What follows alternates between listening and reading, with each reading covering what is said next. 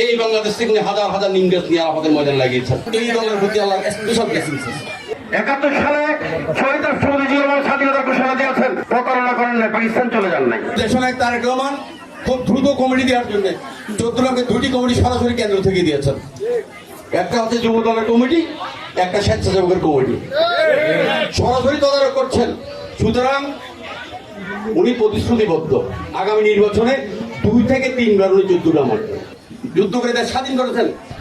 উনি আরো কাজ করেছেন। আজকে আমরা যারা এখানে ধর্মপ্রিয় মুসলমান ভাইরা আছি, এই আমাদের ধর্মের জন্য শহীদ রাষ্ট্রপতি জিয়া রহমান যে কাজ করেছেন, পৃথিবীর কোন রাষ্ট্রপ্রধান কারো মাথায় আসে নাই। সে বাংলাদেশের একজন অখ্যাত প্রেসিডেন্ট।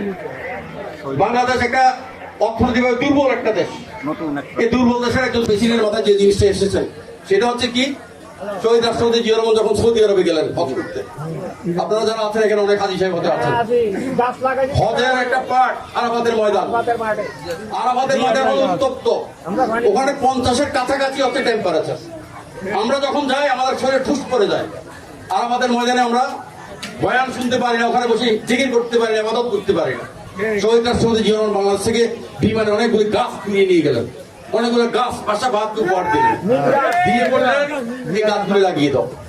সেই গাছগুলোর নিচে, সেই গাছগুলো হচ্ছে কি উত্তপ্ত আবহাওয়াকে শীতল করে।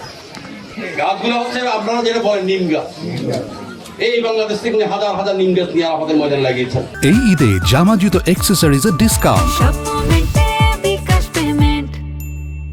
আর এই আরবিতে বলে কি সাজ্জাদুল জিয়া, ইংরেজিতে বলে জিয়াটি।